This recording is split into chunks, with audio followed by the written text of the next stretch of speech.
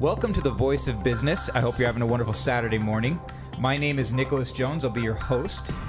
You can always head over to voiceofbusiness.com for any of our past shows and to reach out and contact me as well at voiceofbusiness.com. I'm here today with Ashley Syms, who is the owner of a cafe called A Cafe. Is that correct? That's correct. Fantastic. And so you're located in downtown Boise at the corner of 10th and Main. And like all of us, you're struggling to get through this apocalypse that we're all dealing with. But you're doing actually a really good job with it. And we're going to get into talk about what you're doing to survive this apocalypse that we're all encountering. But before we get there, I want to talk about Ashley and about who you are and about what brought you to where you are today. So Ashley, give me a little background. Let's talk a little bit about 3L, right? 3L Foundation. 3L Foundation. I have no idea about this. Tell me about it. Like, what is 3L Foundation? Well, let's go back to me first. Okay, yeah, let's talk about you first. Let's dig in. Let's talk about it. So I grew up here in Boise, Idaho, born and raised, with the exception of 3 years when my family lived overseas in Hong Kong, which is what ties us into 3L Foundation, because my mom and I started traveling to Pattaya, Thailand, which is about an hour and a half south of Bangkok. We were going to visit an orphanage there. And I was one of those kids at the time. I was in about third grade, loved hanging out with babies, kiddos. Just that was something that I always loved doing. And so my mom and I had this opportunity to go visit this orphanage, and I loved it. It couldn't have been more fun. It was one of those things. I woke up. It was like Christmas morning with my mom. I was like, can we get up? Can we go? How quickly can we get out the door to go hang out with these babies? And that's all we did. We went for 2 weeks at a time. I had family friends that we would all travel there together. And I was, 11 years old at the time. And but I fell in love. I fell in love with it. And we would kind of go back and forth. And my family was in Hong Kong at the time. We moved back to Boise. And of course, traveling to Thailand was much more difficult at the time. So after college, it was something I wanted to reconnect with. And so I did. And it just became about how I could get over there, how we could support the efforts. The orphanage at the time still was doing a lot better. But it was something about getting in with other entities that kind of needed support. And we found a children's home.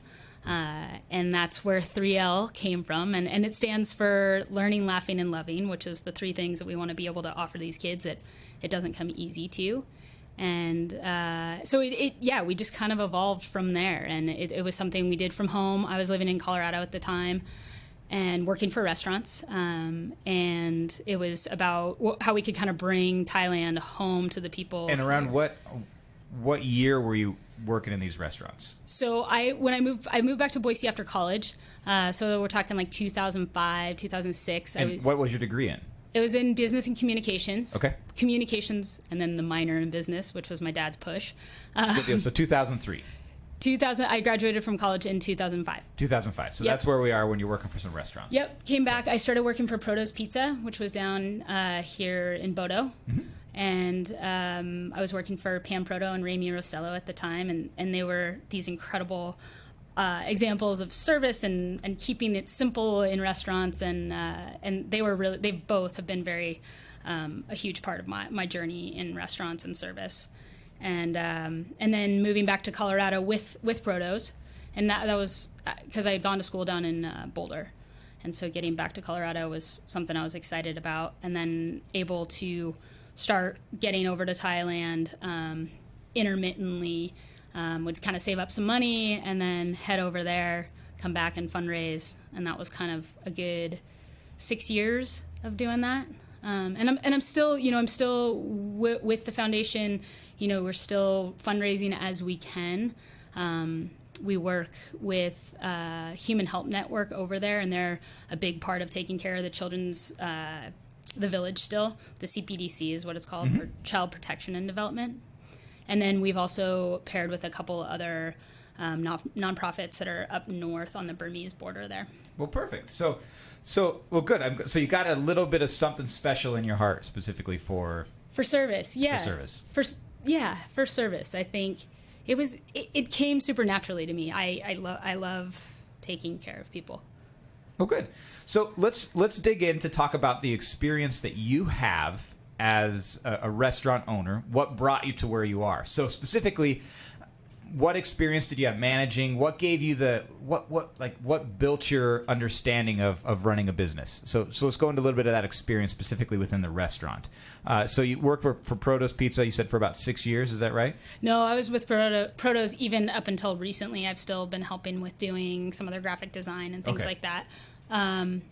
I started working in service, if you want to call it. I mean, I worked at TCBY when I was in high school, and then other restaurants throughout college. So that was always my job. Like if I had a summer job or a job while in school, I was in the service industry.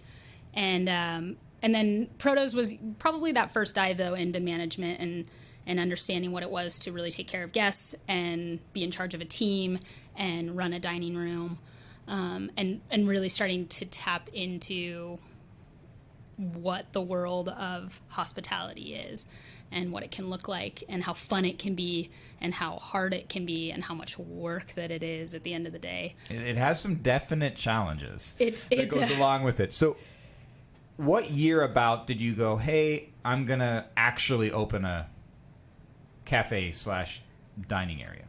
Ooh, that's a great question.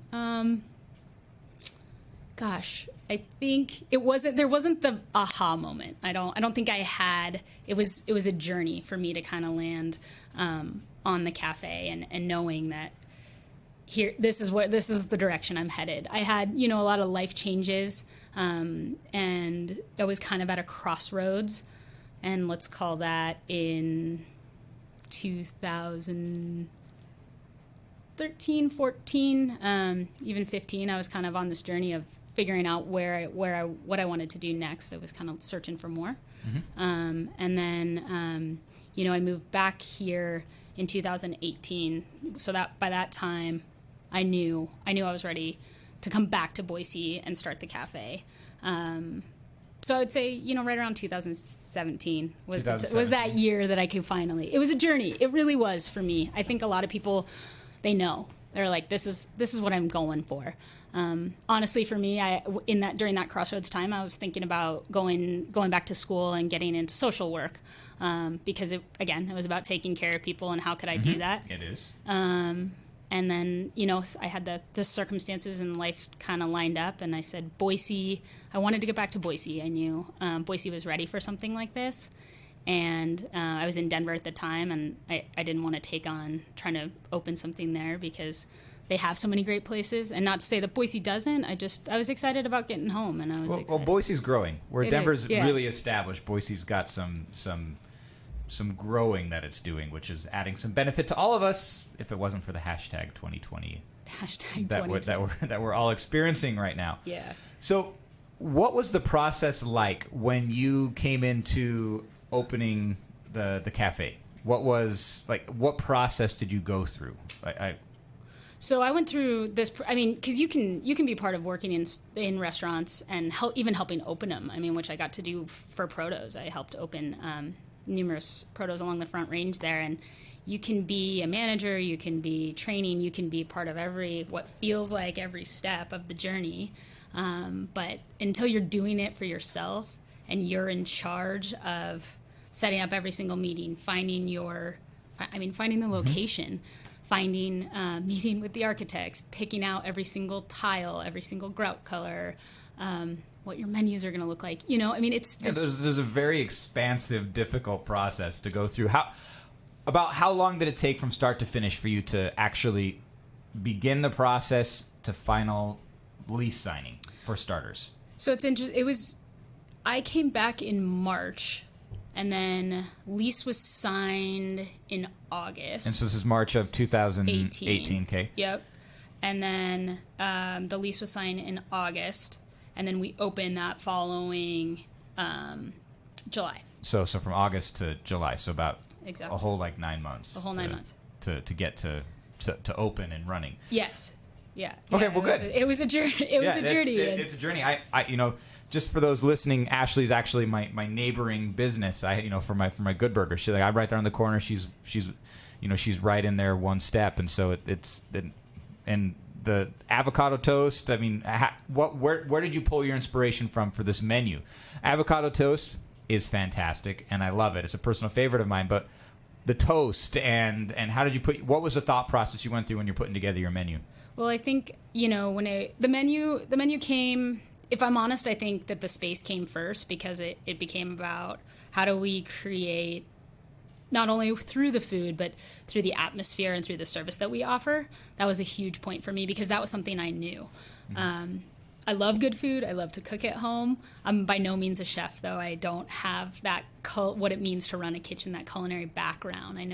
I think good flavors, everything's super simple at the cafe. But it's the Simplicity's good, though.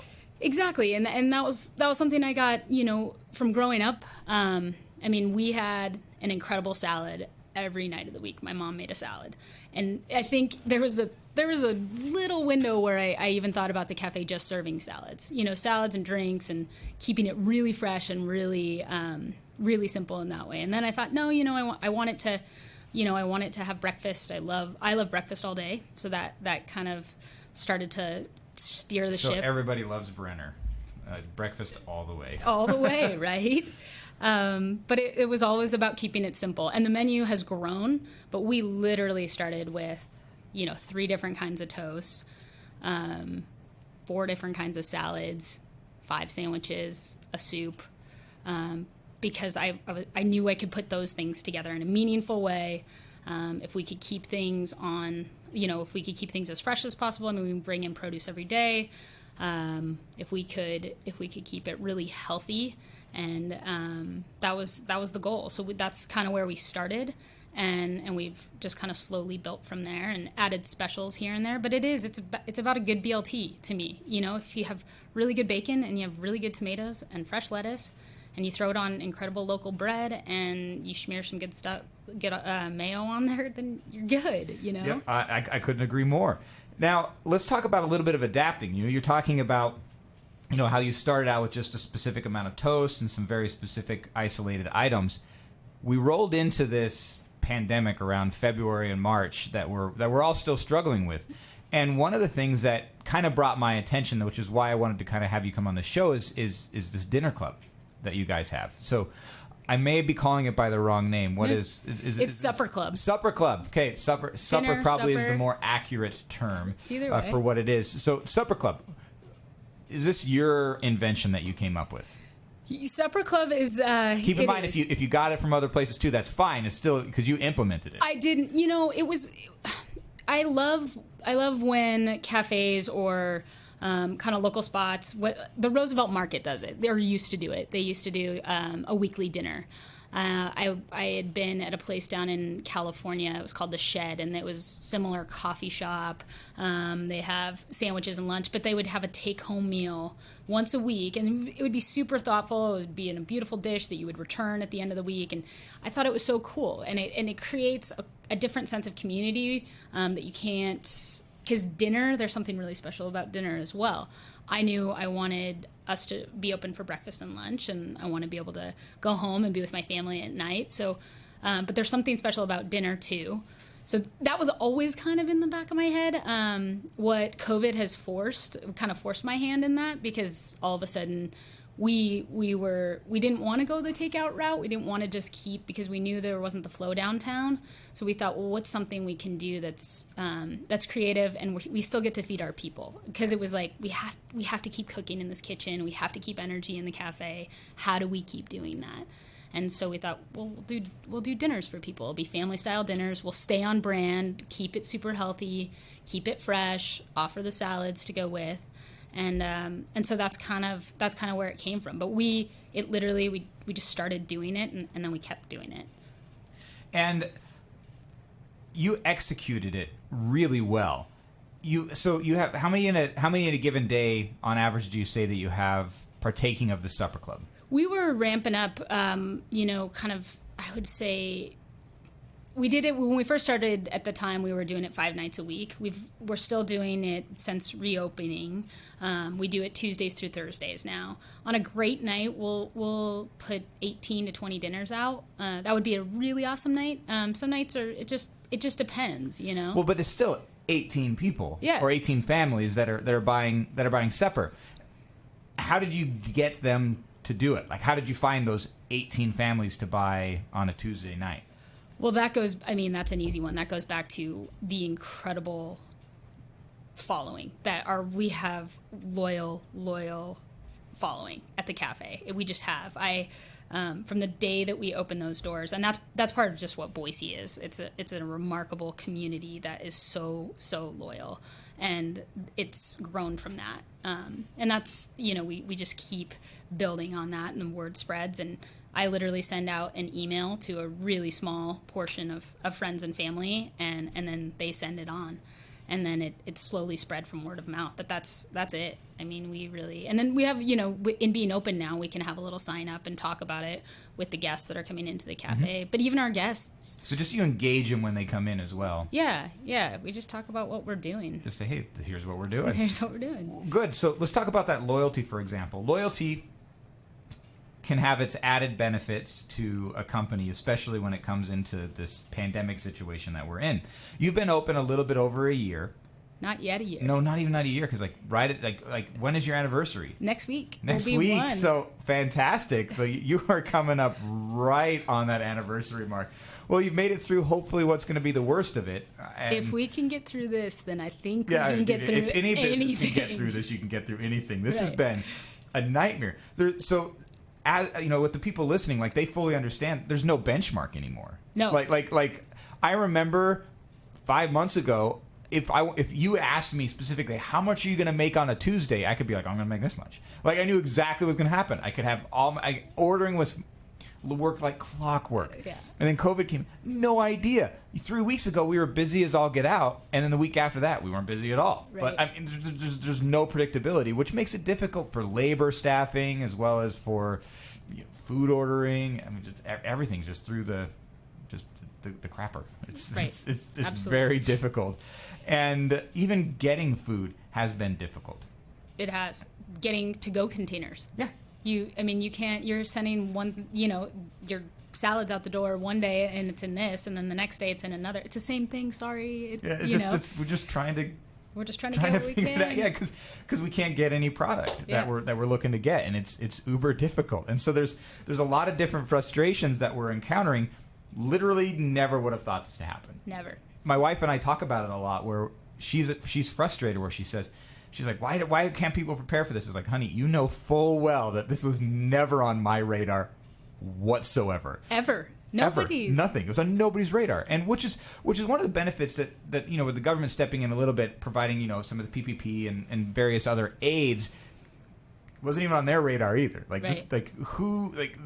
in the world we could even fathom that we would have shut down the economy? Hairdressers, for the first time ever, were closed. Yeah. Ever. I mean, and I think that's, it's been one of these things where it's, I think we took this step back of, oh my gosh, what are we going to do? What are we going to do? And then you try to figure out, you try to look ahead, but you can't, because you make a plan. Even Supper Club, we started that. We didn't know if it was going to continue. Mm-hmm. We loved it, and we thought, okay, but it was also exhausting to reinvent the wheel every single week.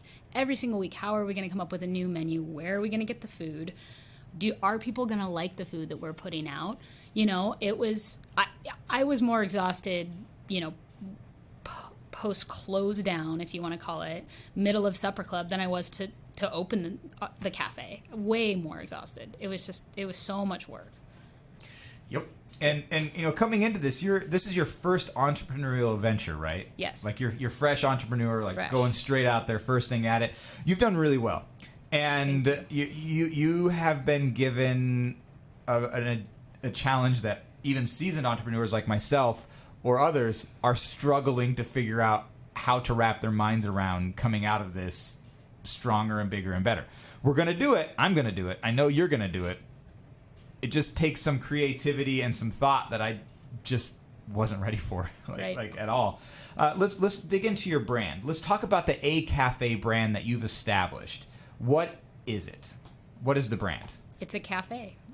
Hence the name. Cafe. Yeah, well, it's a cafe, but what is your specialty? What's your plug? What pulls people in? No, I know. Why do they buy from you? Yeah, I think I say that because it really does tie into keeping it simple. For me, the service had to be on point and at the center of every single guest that walks through the doors, always. Because if we can start there, that's half the journey. I know for me it is, because when I go out, when I'm with my family, if I'm by myself, I want to feel like I'm being taken care of, if I'm being cooked for, whatever it is. So that was the first part of it. And it had to be about the space too. Keep creating a space that felt really warm and welcoming, a place for people to gather, whether it was meetings or whatever. It had to be kind of a big, wide open space.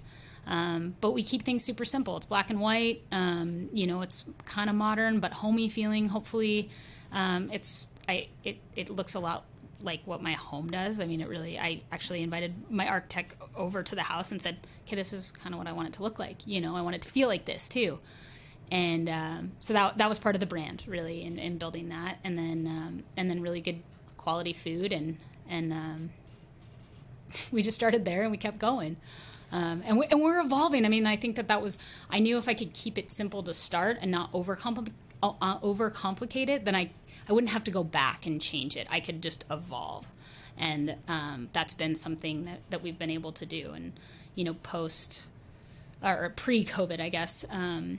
We were really starting to hit our stride because we did it organically. It was we had this loyal following that was showing up every day. Did you have that loyal following from the beginning, just from friends and everything? Yeah, I would say from the community, growing up here. And I mean, I have to talk about a teacher of mine who pre-shutdown, we had been open, for 7 months at the time, and he maybe missed 8 days of open business days from the time that we were open until that. So I mean, he would go there and buy every single day. Every single day. This history teacher of ours was showing up, and I thought, if I have somebody who can show up for me like this, then I know I can keep showing up. I know I can keep showing up for my staff and for all the other people that are walking through the door, because I just felt very supported in that way. And I had that.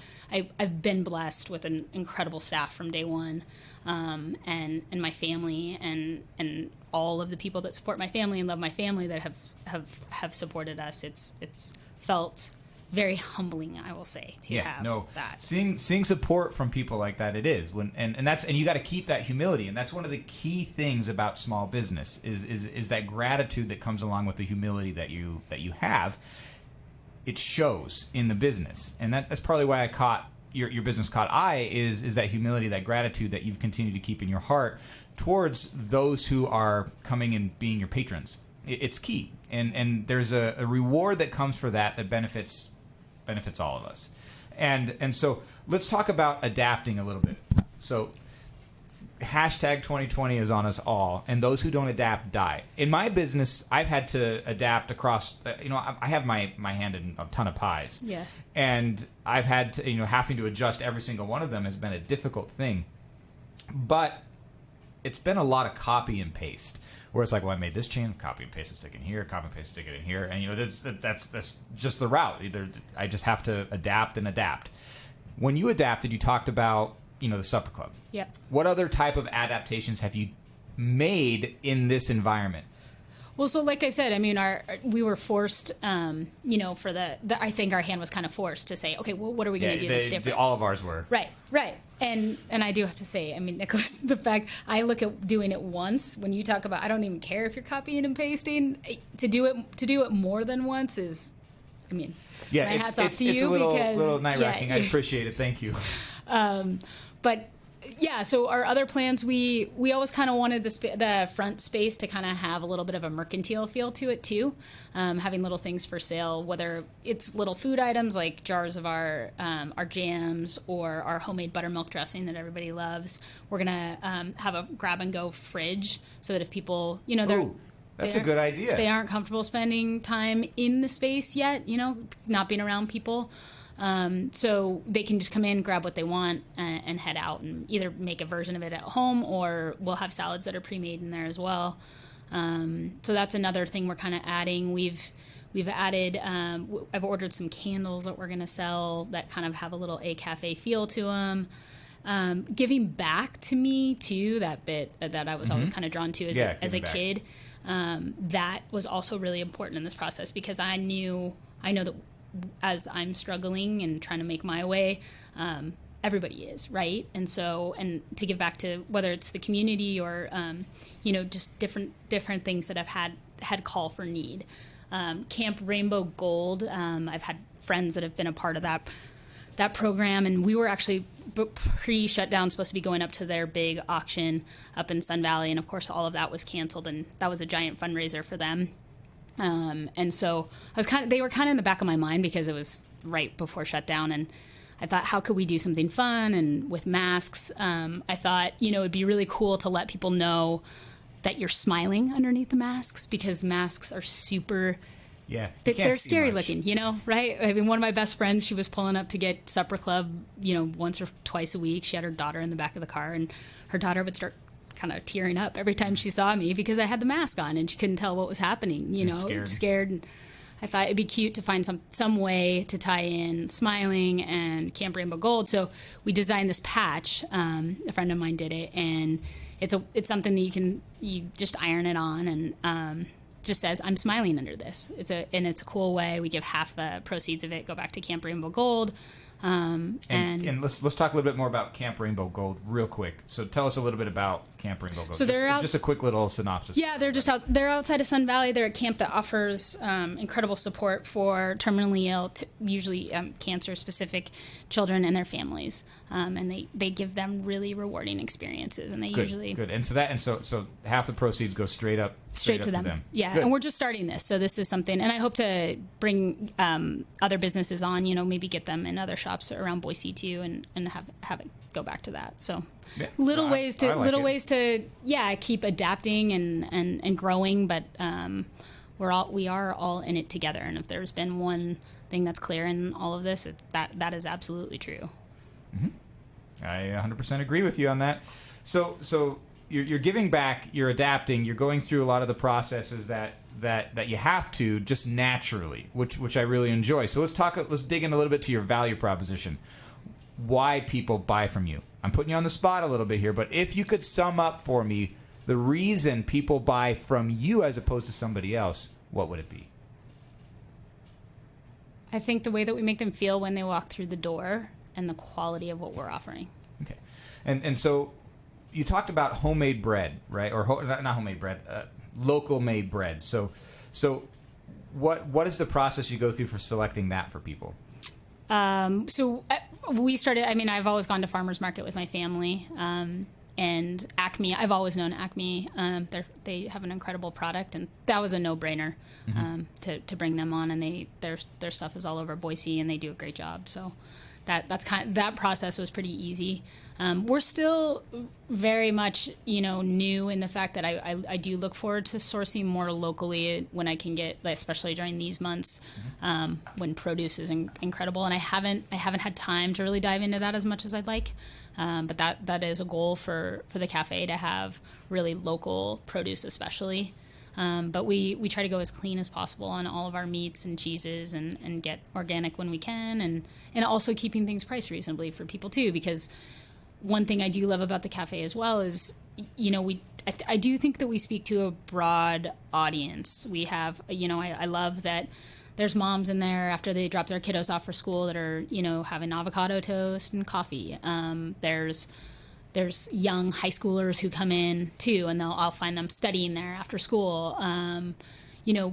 A lot of business people from the offices downtown have meetings there. So I think that the cafe does speak to a broad audience. So and community. That makes me feel really good. I love seeing all the different walks of life that walk through the door. Well, good. And so for those of you listening, I'm talking with Ashley Syms, who is the owner of A Cafe, and this is the Voice of Business.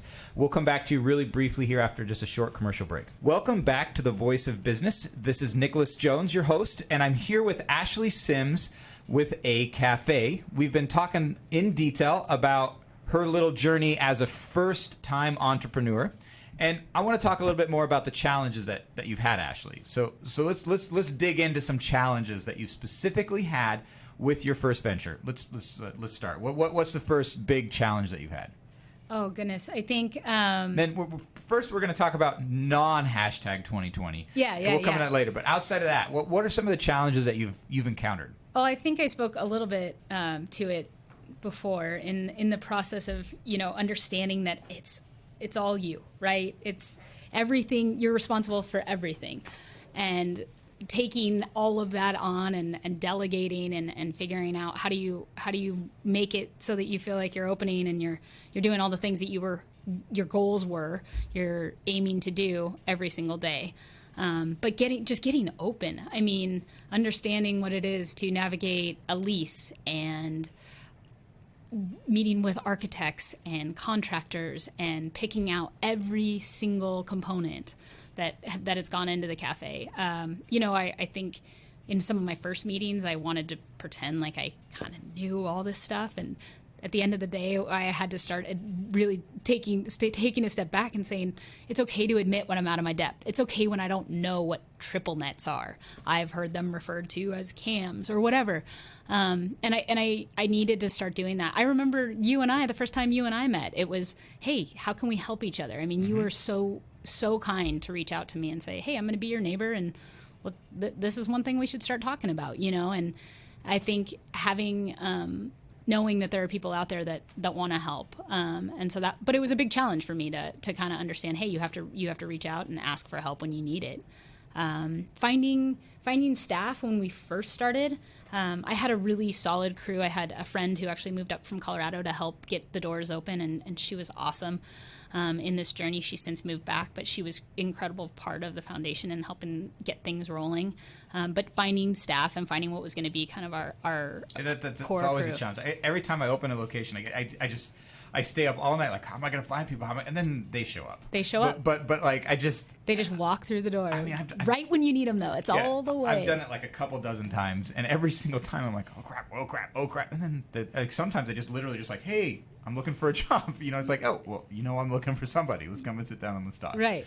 No, and I think knowing too, though, that at the end of the day, the success or failure of the cafe for me, it won't fall on one person, and it does fall on me in the way of like, but it won't fall upon, if I don't have that one person, well, then guess what, Ashley, you get to work a lot harder until you have that right person. Yeah, ultimately the success or failure really does rest on your shoulders, but not on just any one given employee. Yeah. I understand what you mean. Yeah, and I think, and I say that one person because, and I've always said the cafe has always been a we. I mean, a lot of people like to say, oh, you're the owner of a cafe. I will always call the cafe a we because it is. And it does at the end of the day fall on me, but it has always been about the community. It's always been about the team that I've had, my family, the incredible support and love that I get when I go home at night.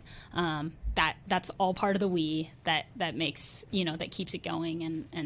But yeah, I mean, back to what we were talking about originally, the staff, it's a huge thing to really find people. And then how do you hold on to them and make them feel appreciated every single day? And I think that comes in the space that we have, in the people that show up, and how grateful they all are too. And I do feel like we have grown a very small family. We have a very small staff, but they are also very loyal now and in it to win it. And I mean, again, like we said, if we can get through this year right now, we can pretty much get through anything together. So speaking about getting through what we have to struggle with right now, do you still have the same staff from the beginning then, like what you'd commented, or did you have some attrition?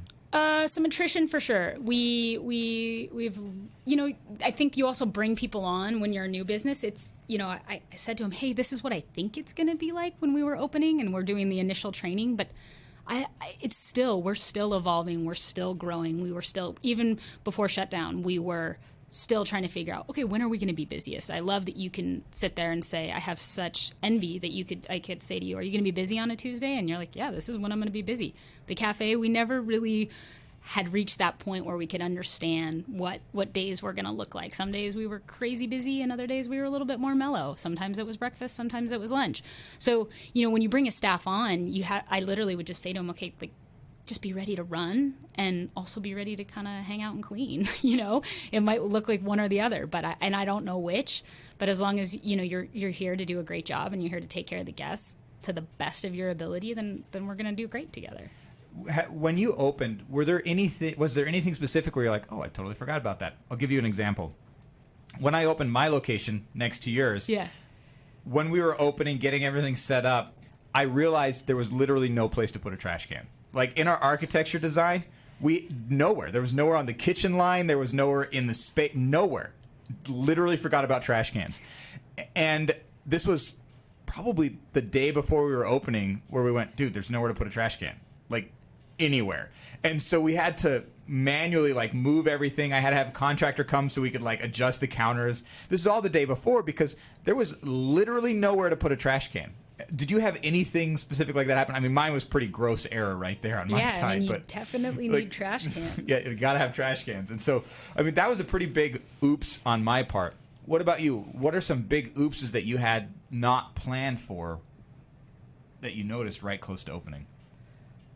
I'm trying to think. We didn't have anything specific like that. I think the general flow. Oh, no, actually we did. Okay, we hadn't turned on the griddle where we were going to make all of our sandwiches and eggs and everything. We hadn't done that the day before opening. We had never turned it on, and the pilot wasn't lit. And so I'm calling the guys and asking them to come out and, hey, can you show me how to use this thing? Because also I was never not a kitchen person, and I didn't have anyone to help open the kitchen.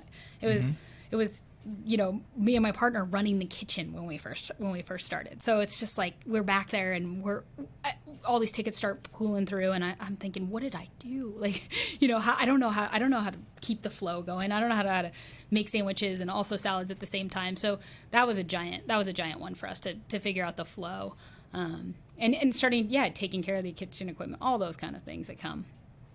So so you worked with BSR the same as I did, and fantastic company. They're going to be on my show here later as well. One of the things that I really enjoy about them is because, so I don't know, maybe once every year one of my fryers breaks down, and I don't know how to fix it. Literally no idea what number to call, and it's about 3 or 4 times I've been in a panic mode. Like it's like, crap, how do we get this thing to work? Like I don't know, just push a button, it always works.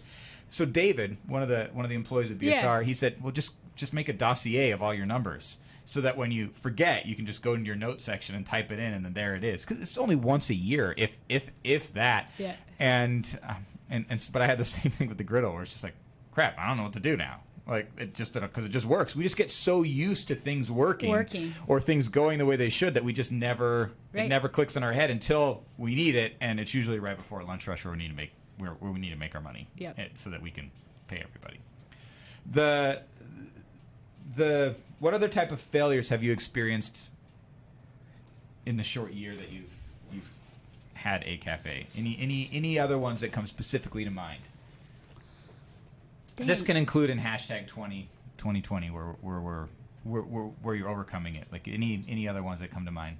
I wouldn't call. Yeah, I don't know that I would say failures, and that's not because I think I've done everything right by any stretch. I know that there's plenty of things that I've probably done wrong, but I've definitely used them as growing points. I think becoming a true leader, delegating things that need to be done so that I can run the business and not have the business run me, which I did for the first 4-5 month of being open. Let's talk about that word real quick. Letting the business run you.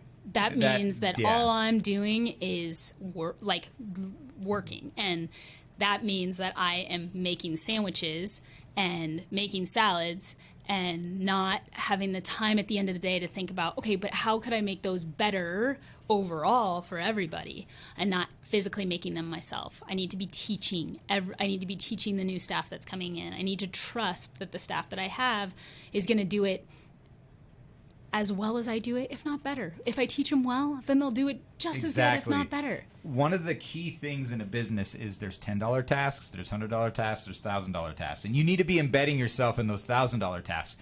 When you're on the line making sandwiches, I found this out when I first opened my burger joint. Like the first year in 2017 at my first burger joint, I was cooking fries, doing burgers. Yeah. And then I took a step back and I went, oh, wait a minute. I need to be like I'm doing like the $10 $100 hour tasks. Like I need to be focusing on the big picture, and it really took a kick in the pants to step back and allow that trust and autonomy for my employees. And it was really hard because I was like, oh, this is my first one. I want to make sure it works. Like, let's keep this going. But focusing on that higher level, Yep. getting yourself out of the weeds is key for growth. And so I really appreciate you being on my show, Ashley. And for everyone listening, this is Ashley Syms, the owner of A Cafe, which is at the corner of 10th and Main here in Boise, Idaho. And you've been listening to The Voice of Business. If you would like to hear any of our other episodes, you can always head over to voiceofbusiness.com or download the podcast on your favorite podcast device. I appreciate it. Take care, guys, and have a wonderful Saturday. Thank you so much, Nicholas.